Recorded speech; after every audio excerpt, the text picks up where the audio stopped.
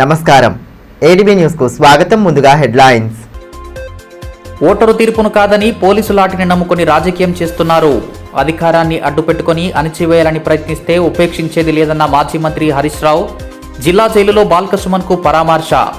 ప్రభుత్వ విధానాలపై తీవ్ర స్థాయిలో ధ్వజం. హరీష్ రావును కలిసేందుకు భారీగా తరలివచ్చిన బీఆర్ఎస్ శ్రేణులు. జిల్లాలో ఘనంగా ఛత్రపతి శివాజీ మహారాజ్ జయంతి వేడుకలు. శివాజీ సుపరిపాలన ప్రతి ఒక్కరికి ఆదర్శమన్న నేతలు. జై భవానీ జై శివాజీ నినాదాలతో మహానీయుడికి ఘన నివాళి. ప్రజల నుండి బీఆర్ఎస్ పార్టీకి వస్తున్న ఆదరణను చూసి తట్టుకోలేకనే కాంగ్రెస్ ప్రభుత్వం అక్రమ కేసులతో నిర్బంధించే ప్రయత్నాలు చేస్తోందని, ప్రజా తీర్పుకు వ్యతిరేకంగా వ్యవహరిస్తోందని మాజీ మంత్రి ఎమ్మెల్యే హరీష్ రావు ధ్వజమెత్తారు. క్యాతన్పల్లిలో నమోదైన కేసులతో అరెస్ట్ అయిన మాజీ ఎమ్మెల్యే బాల్క సుమన్ను జిల్లా జైలుకు తరలించిన నేపథ్యంలో బీఆర్ఎస్ అగ్రనాయకులతో కలిసి ఆయనతో ములాఖత్ అయ్యారు. అనంతరం జైలు ఆవరణలో మీడియాతో మాట్లాడుతూ ప్రభుత్వ తీరుపై ధ్వజమెత్తారు. ఓటరు తీర్పును కాదని పోలీసు లాఠీని నమ్ముకొని కాంగ్రెస్ పార్టీ రాజకీయాలు చేస్తుందని, బీఆర్ఎస్ నేతలపై దాడులు చేసి తిరిగి వారిపైనే అక్రమంగా కేసులు బనాయించి జైలు పాలు చేస్తున్నారని మాజీ మంత్రి ఎమ్మెల్యే హరీష్ రావు తీవ్రస్థాయిలో ధ్వజమెత్తారు. క్యాతనపల్లిలో మంత్రి వివేక్ కాన్వాయ్పై దాడి చేసిన ఘటనలో మాజీ ఎమ్మెల్యే బాల్క సుమన్తో పాటు మరో ముగ్గురుపై కేసులు పెట్టి ఆదిలాబాద్ జిల్లా జైలుకు బుధవారం రాత్రి తరలించారు. ఈ నేపథ్యంలో గురువారం జిల్లా జైల్లో హరీష్ రావుతో పాటు మాజీ మంత్రి జోగురామన్న, ఎమ్మెల్సీ షమీపూర్ రాజు, ఆసిఫాబాద్ బోత్ ఎమ్మెల్యేలు కోవలక్ష్మి, అనిల్ జాదవ్, మాజీ ఎమ్మెల్యే నడిపెల్లి దివాకర్, దుర్గం చిన్నయ్య, బీఆర్ఎస్ రాష్ట్ర నాయకులు ఆర్ఎస్ ప్రవీణ్ కుమార్లు ములాఖత్ అయ్యారు.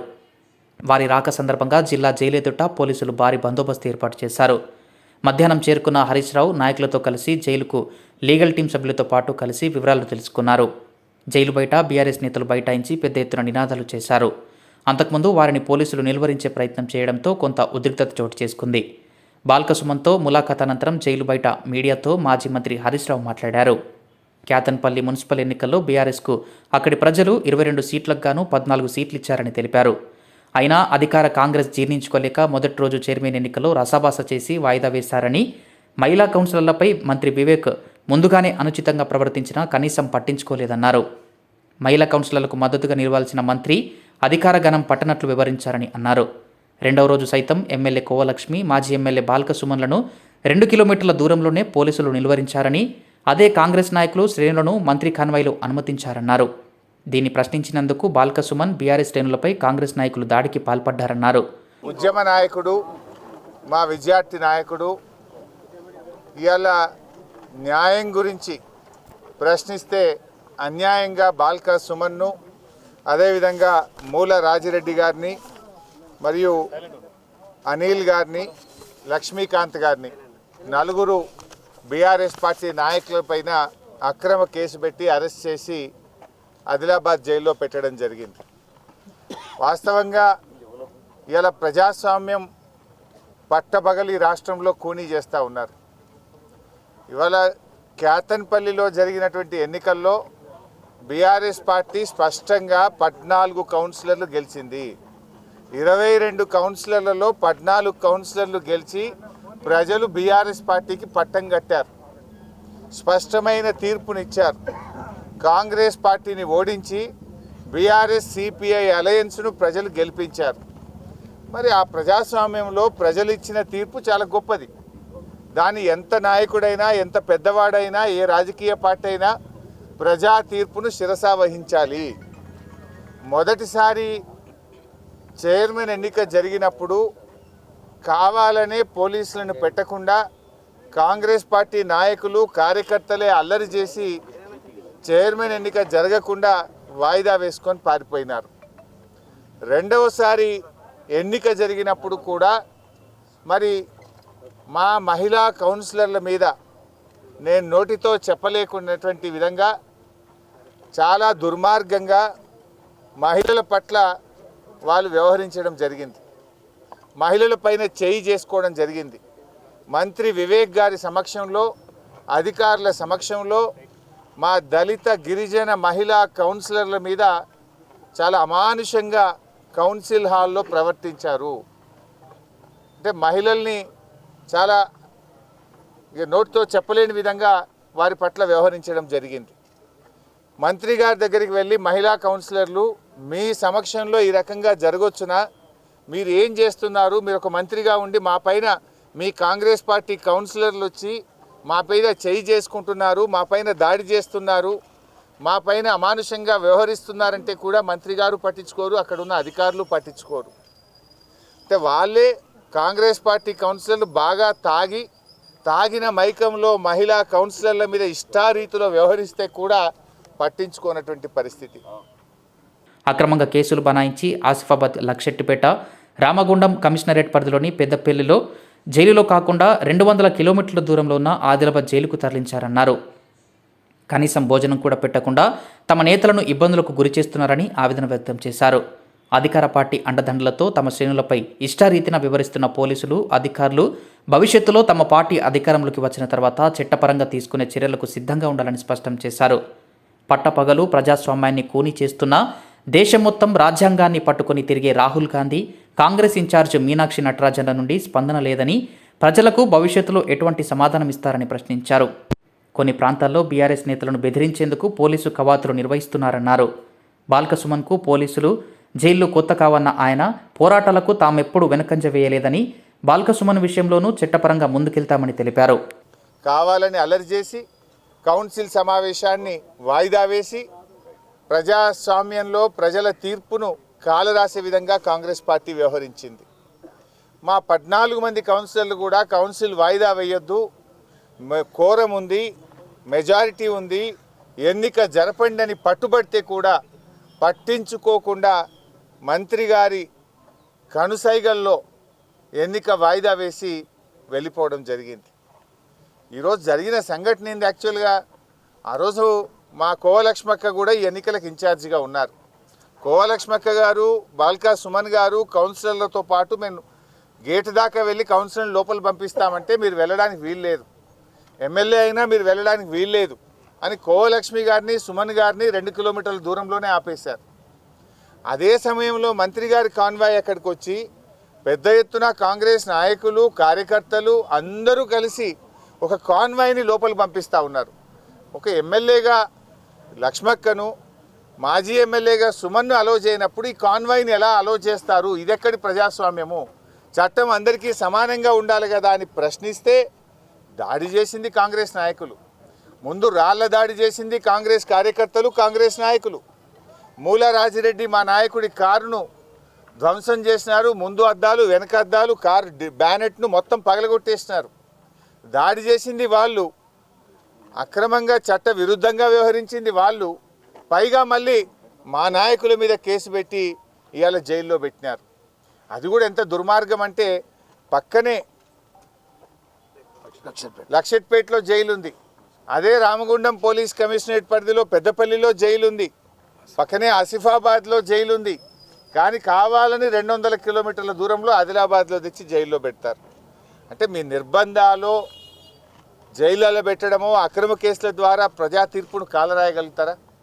మహనీయుల జీవిత చరిత్రలను స్ఫూర్తిగా తీసుకుంటూ వారి అడుగుజాడల్లో నడవాలని మాజీ మంత్రి జోగురామన్న అన్నారు. ఛత్రపతి శివాజీ మహారాజ్ జయంతి సందర్భంగా ఏర్పాటు చేసిన కార్యక్రమంలో ఆయన పాల్గొని శివాజీ మహారాజ్ విగ్రహానికి పూలమాలలు వేసి ఘనంగా నివాళి సమర్పించారు.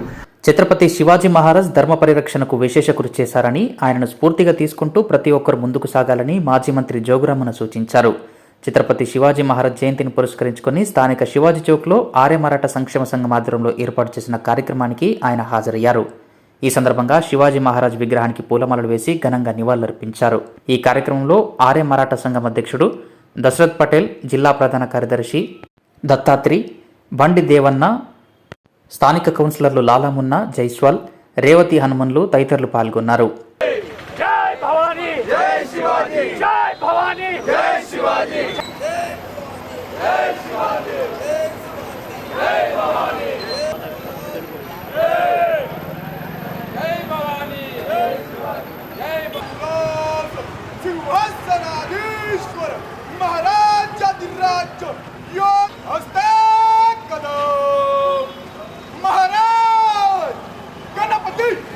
ఈ మేరకు మాజీ మంత్రి జోగురామన్న మాట్లాడుతూ 17 ఏళ్ల వయసులోనే మొఘల్ సామ్రాజ్యంపై దండయాత్ర చేసి శివాజీ మహారాజ్ విజయం సాధించారని తెలిపారు. ఆయన చేసిన సేవలను నేటి తరం వారికి అందించడానికి గ్రామాన విగ్రహాలు ఏర్పాటు చేస్తున్నారని పేర్కొన్నారు. ఈ విగ్రహాల ఏర్పాటుకు తన వంతుగా సహకారం అందిస్తానని తెలిపారు. ఛత్రపతి మహారాజ్ గారి యొక్క 396వ జయంతి సందర్భంగా దేశ ప్రజలందరికీ కూడా శుభాకాంక్షలు తెలియజేస్తూ ఉన్నాను. మరి ఇలా 396 సంవత్సరాల క్రితం 1630వ సంవత్సరం జన్మించినటువంటి ఛత్రపతి శివాజీ గారు తన 17వ ఏళ్ళ ఉన్నప్పుడే 17 సంవత్సరాల కాలంలోనే ఆ రోజే మొఘల్ సామ్రాజ్యంపై దాడి చేసి దండయాత్ర చేసి మొట్టమొదటి విజయాన్ని సాధించినటువంటి మరాఠా నాయకుడు మరి ఇలా ఛత్రపతి శివాజీ గారు. ఇలా వాడవాడల ఊరూర పట్టణాల్లో కూడా మరి శివాజీ మహారాజ్ గారి యొక్క విగ్రహాలు దేశంలో ఎక్కడ చూసినా అందరికంటే ఎక్కువ ఇలా ఛత్రపతి శివాజీ గారి యొక్క విగ్రహాలు ఉన్నాయి. ఇంకా యువకులు ఛత్రపతి శివాజీ గారిని ఇంకా విగ్రహాలు పెట్టాలని చెప్పి మన ఆదిలాబాద్లో కూడా అనేక గ్రామాలలో మరి విగ్రహాలు పెట్టడం, దానికి మా వంతు కూడా సహాయ సహకారాలు అందిస్తున్నాం. ఛత్రపతి శివాజీ గారిని ఆదర్శంగా తీసుకుందాం. ఇదిలా ఉంటే అటు తాంసీ మండల కేంద్రంలో శివసేన ఆధ్వర్యంలో ఛత్రపతి శివాజీ మహారాజ్ జయంతి వేడుకలను ఘనంగా నిర్వహించారు. శివాజీ మహారాజ్ విగ్రహం వద్ద గ్రామ సర్పంచ్ సంతోష్ రెడ్డి, ఉప సర్పంచ్ గంగారెడ్డి పూలమాలలు వేసి నివాళులర్పించారు. శివాజీ దేశభక్తి వీరత్వాన్ని ప్రతి ఒక్కరూ స్ఫూర్తిగా తీసుకోవాలన్నారు.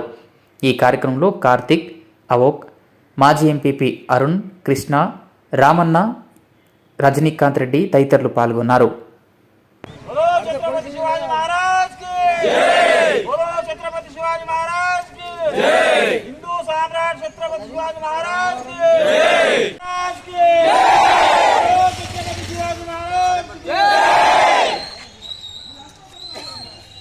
ఆదిలాబాద్ రూరల్ మండలం అంకోలి బీట్ పరిధిలో అక్రమంగా కలప ముద్దులను తరలిస్తున్నారన్న సమాచారం మేరకు జరిపిన తనిఖీల్లో కలపను స్వాధీనం చేసుకుని నిందితులపై కేసు నమోదు చేసినట్లు ఎఫ్ఆర్ఓ గులాబ్ సింగ్ తెలిపారు.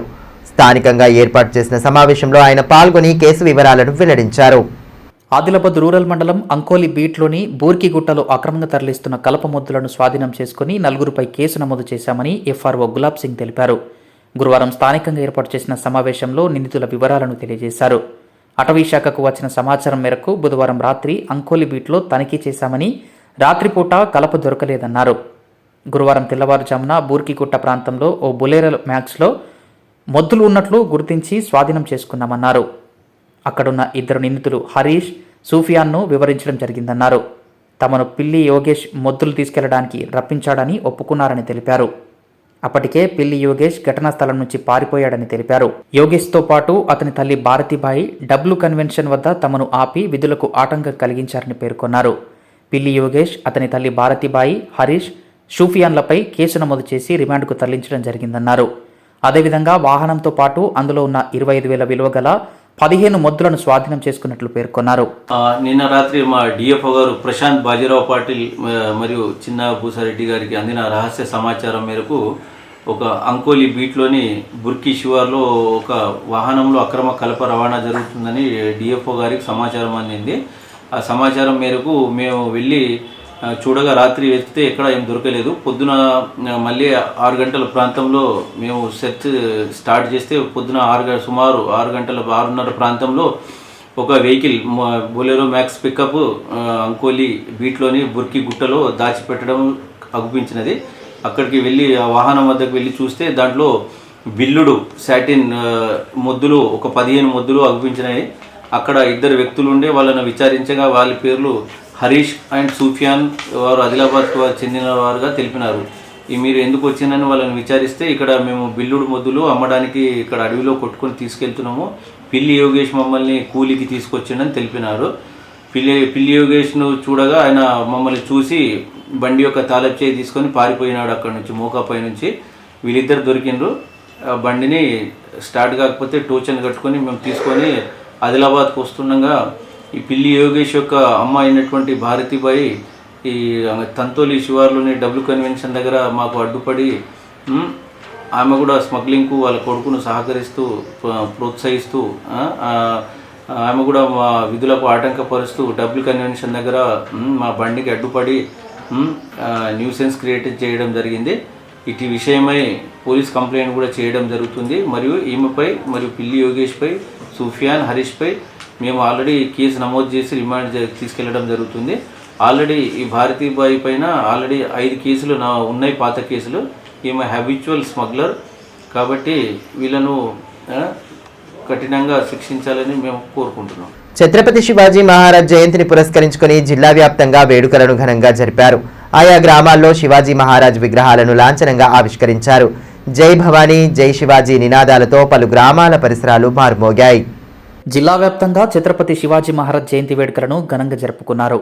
ఇందులో భాగంగానే తలమడుగు మండలం కుచలాపూర్ గ్రామంలో నూతనంగా ఏర్పాటు చేసిన శివాజీ మహారాజ్ విగ్రహాన్ని లాంఛనంగా ఆవిష్కరించారు.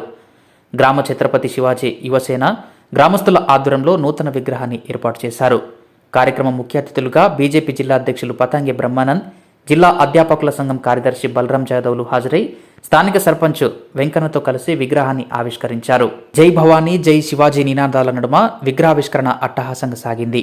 ఈ కార్యక్రమంలో ఉప సర్పంచ్ రాగి దీపక్, పండలిపురం ప్రసాద్ మహారాజ్, మాజీ సర్పంచ్ దేవరావు, రిటైర్డ్ డిఎస్పి జక్కుల నరసింగిరెడ్డి, శివాజీ యువసేన సభ్యులు సాయినాథ్, అజయ్, శ్యామ్, అర్జున్, బాజీరావు, జక్కుల ఓంప్రకాష్ తదితరులు పాల్గొన్నారు. ఈ సందర్భంగా బీజేపీ జిల్లా అధ్యక్షులు పతంగి బ్రహ్మానంద్ మాట్లాడుతూ హిందూ సమాజ స్థాపనకు ఛత్రపతి శివాజీ మహారాజ్ అనేక పోరాటాలు చేశారన్నారు. హిందువులు ఐక్యంగా ఉంటూ ముందుకు సాగాలని పిలుపునిచ్చారు.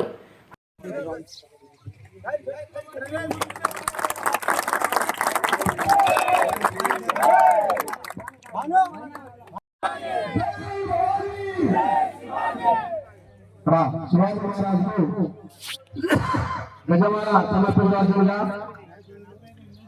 గ్రామ ప్రథమ పౌరులు సర్పంచ్ గారు మరియు బ్రహ్మానందం గారు, బలరాం జాదవ్ గారు, మహారాజ్ గారు.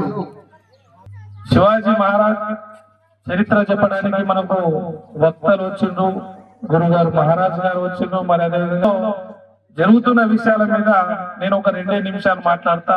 నేను పెద్ద వక్తని కాదు, నాకు వచ్చిన 2 మాటలు మీకు చెప్పాలని అనుకుంటున్నా. అయితే ఇవాళ ఇక్కడ వచ్చేసినటువంటి నా హైందవ సోదరులందరూ మనం ఒకటే విషయాన్ని గమనించాలా. మనం అందరం గడప లోపలనే మన కులం, గడప దాటితే హిందువులమనే సామెతని మనం అందరం ఇక్కడ గుర్తుపెట్టుకోవాలి. అదేవిధంగా బేలా మండల కేంద్రంలో ఏర్పాటు చేసిన కార్యక్రమంలో శివాజీ జయంతి వేడుకల్లో భాగంగా శోభయాత్ర నిర్వహించారు. స్థానిక మహాత్మా జ్యోతిబా పూలే చౌక్ నుండి భజన బృందాలతో శోభయాత్ర చేపట్టారు. అనంతరం శివాజీ చిత్రపటానికి పూలమాలలు వేసి ఘనంగా నివాళులర్పించారు.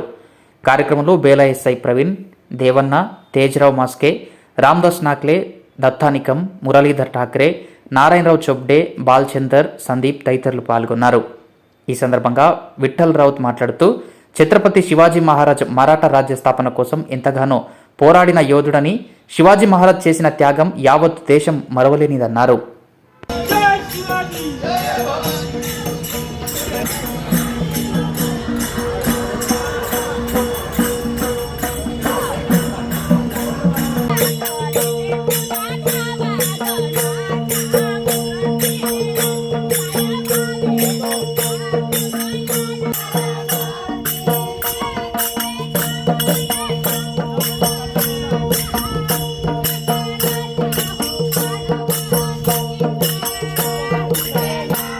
या ठिकाणी छत्रपती शिवाजी महाराजांचा पुतळासुद्धा आमचे प्रकाशदादा पवार यांनी या ठिकाणी घडवला.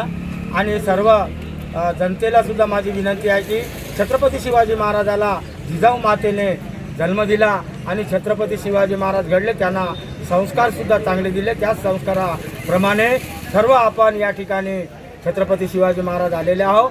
आणि ते त्यांनी जे जिजाऊ मातेने घडवले, शिवाजी महाराज लढले आणि आपल्याला या मार्गदर्शनाखाली आपल्याला सर्वांना सुचवले. त्याचप्रमाणे सर्वांनी या ठिकाणी आपण ऐकले आणि ऐकतच आहोत, समोरसुद्धा ऐकणार.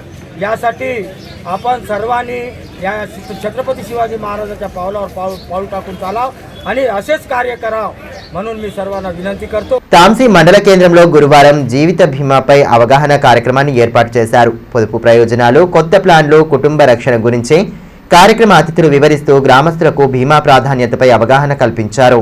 జీవిత బీమా పాలసీలతో భావి జీవితం నిశ్చితంగా ఉంటుందని Karimnagar divisional LIC manager Sivanaga Prasad అన్నారు. తాంసీ మండల కేంద్రంలో గురువారం జీవిత బీమాపై అవగాహన కార్యక్రమాన్ని ఏర్పాటు చేశారు. పొదుపు ప్రయోజనాలు, కొత్త ప్లాన్లు, కుటుంబ రక్షణ గురించి కార్యక్రమ అతిథులు వివరించారు. ఈ కార్యక్రమంలో గ్రామ సర్పంచ్ సంతోష్ రెడ్డి, ఉప sarpanch Gangareddy, sales manager Rajesh Khanna, branch manager Raveen, assistant branch manager Bhaskar, development officer Suman, బీమా సలహాదారు బెల్లపు గంగారం తదితరులు పాల్గొన్నారు. తాంసీ మండలాన్ని బీమా గ్రామంగా నిలపాలని ఈ సందర్భంగా ఎల్ఐసి మేనేజర్ శివనాగ ప్రసాద్ సూచించారు. గ్రామస్తుల్లో ఆర్థిక అక్షరాస్యతపై అవగాహన కల్పించడంతో పాటు బీమా ప్రాధాన్యతను తెలియజెప్పేందుకు కార్యక్రమాన్ని ఏర్పాటు చేసినట్టు వెల్లడించారు. స్టెబిలైజర్ లాంటి జీవిత బీమా ఎల్ఐసి వాళ్ళ యొక్క పాలసీ తీసుకోవాలి. మన స్థాయిని బట్టేసి, మనకు వచ్చే ఇన్కమ్ని బట్టేసేసి తీసుకోవాలి. దీనిలో బీమా రక్షణే కాకుండా మనకి పిల్లలు ఉంటారు, లేకపోతే చాలా చాలా అవసరాలు ఉంటాయి. పిల్లలకి మ్యారేజెస్ చేయాలన్నా, పిల్లల్ని ఇప్పుడు ఇక్కడ అందరూ చూసినట్టు వ్యవసాయం చేసుకుంటున్నారు. మరి వ్యవసాయదారుడి బిడ్డ మళ్ళీ వ్యవసాయం ఎందుకు చేయాలి? ఓ పెద్ద కలెక్టర్ అవ్వచ్చు కదా, పెద్ద ఇంజనీర్ అవ్వచ్చు కదా. సారు కూడా ఇక్కడ ఉన్నారన్నమాట. సారు అసిస్టెంట్ జనరల్ మేనేజర్ గా పనిచేశారు. అశోక్ గారు ఒక ఇంజనీర్, పెద్ద ఇంజనీర్ గా పనిచేయడం జరిగింది. అలాంటిది మన వ్యవసాయదారుల కుటుంబంలోంచి కూడా ఇంజనీర్లు అవ్వచ్చు, డాక్టర్లు అవ్వచ్చు, ఏ కలెక్టర్లు కూడా అవ్వచ్చు. ఓసీలను రాజకీయంగా అణిచివేసేందుకు భారీ కుట్ర జరుగుతోందని ఓసీ సంక్షేమ సంఘం జాతీయ అధ్యక్షులు కరుణాకర్ రెడ్డి ఆరోపించారు.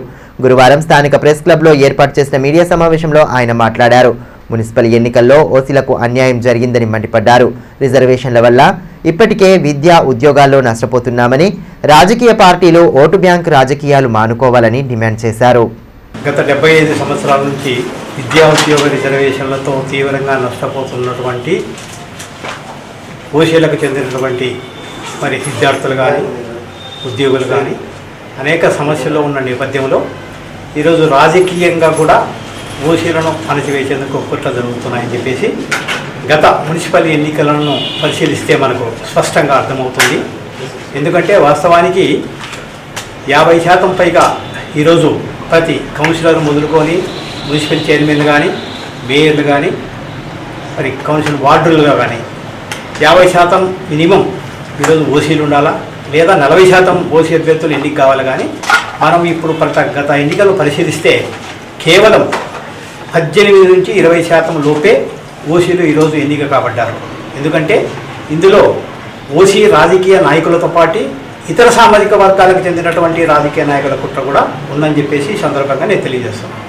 ముఖ్యంగా మేయర్ స్థానాలు, జనరల్ స్థానాల్లో ఇతర వర్గాలకు కేటాయించడం, అంటే జనరల్ పాపులేషన్ ఎక్కువ ఉండే చోట ఇతర వర్గాలకు కేటాయించడం, ఇతర వర్గాలు ఎక్కువ ఉన్న ప్రాంతాలను మరి వాళ్ళ మేయర్లు కానీ, కౌన్సిలర్లు కానీ, కార్పొరేటర్ లాంటి ప్రాంతాలను మరి ఓసీలకు ఇస్తే ఎలాగో వాళ్ళ ఓసీలు ఓడిపోతారని చెప్పేసి ఈరోజు రాజకీయ పార్టీలు, ఎందుకంటే ఒక ఓసీ రాజకీయ నాయకునికి, ఒక ఓసీకి చెందిన మేయర్ కానీ, మున్సిపల్ చైర్మన్ కానీ ఎన్నికైతే రాబో ఎన్నికలలో, రాబో ఎలక్షన్లలో మాకు ఇబ్బంది అవుతుంది, పోటీ అవుతాడు అనేటువంటి ఒక భ్రమలో కానీ, ఒక స్వార్థంతో కానీ ఓసీలను అణగదొక్కుతున్నారు.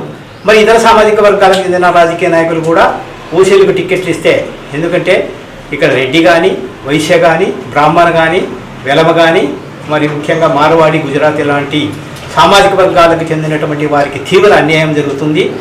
రాజకీయంగా పూర్తిగా కనుమరుగయ్యేందుకు వాళ్ళను అణగదొక్కాలని ప్రయత్నించడం అనేది సరైన పద్ధతి కాదు. మనం ముఖ్యంగా ఆదిలాబాద్ పట్టణంలో ఈరోజు చూసుకుంటే 49 కౌన్సిలర్ స్థానాలు ఉన్న నేపథ్యంలో ఒక్క కౌన్సిలర్ కూడా ఈరోజు ఓసీకి చెందిన సామాజిక వర్గానికి చెందిన వారు లేరు. ఈరోజు ఎంత దారుణం! మినిమం 20 నుంచి 25 మంది వాస్తవానికి ఎన్నిక కాబట్టాలా. జనరల్ స్థానాల్లో కూడా ఇతర సామాజిక వర్గాలకు ఇచ్చారు. అంటే రాజకీయంగా ఈ విధంగా అణచివేయడం అనేది సరైన పద్ధతి కాదు. పరోక్ష ఎన్నికలు ఉన్నటువంటి నేపథ్యంలోనే ఈ అన్యాయం జరుగుతుంది. ప్రత్యక్ష ఎన్నికలైతే డైరెక్ట్ ఎలక్షన్స్లో మరి అత్యధిక శాతం ఈరోజు ఓసీలు ఎన్నిక కాబట్టే పరిస్థితి ఉంది. కాబట్టి రాజకీయ నాయకుల పుట్టతో ఈ విధంగా, అంటే తమకు పోటీ అవుతారని ఓసీ రాజకీయ నాయకులు ఓసీల నుంచి వేస్తున్నారు, ఇతర సామాజిక వర్గాలకు చెందిన వారు కూడా ఓసీలను అణగదొక్కుతున్నారు అనేది సరైన పద్ధతి కాదు. రాబో జెడ్పీటీసీ, ఎంపీటీసీ అనేక ఎన్నికల్లో ఇదే విధంగా పునరావృతం అయితే మరి జనరల్ ఎలక్షన్లలో మేము మా సత్తా చూపిస్తాము. వార్తలు ముగించే ముందు హెడ్లైన్స్ మరోసారి. ఓటరు తీర్పును కాదని పోలీసుల ఆటిని నమ్ముకొని రాజకీయం చేస్తున్నారు. అధికారాన్ని అడ్డుపెట్టుకుని అణిచివేయాలని ప్రయత్నిస్తే ఉపేక్షించేది లేదన్న మాజీ మంత్రి హరీష్ రావు. జిల్లా జైలులో బాల్క సుమన్కు పరామర్శ. ప్రభుత్వ విధానాలపై తీవ్ర స్థాయిలో ధ్వజం. హరీష్ రావును కలిసేందుకు భారీగా తరలివచ్చిన బీఆర్ఎస్ శ్రేణులు. జిల్లాలో ఘనంగా ఛత్రపతి శివాజీ మహారాజ్ జయంతి వేడుకలు. శివాజీ సుపరిపాలన ప్రతి ఒక్కరికి ఆదర్శమన్న నేతలు. జై భవానీ జై శివాజీ నినాదాలతో మహానీయుడికి ఘన నివాళి. ఈ వార్తలు ఇంతటితో సమాప్తం. తిరిగి ప్రసారమయ్యే మరో బులెటిన్లో మళ్ళీ కలుసుకుందాం. అంతవరకు సెలవు. నమస్కారం.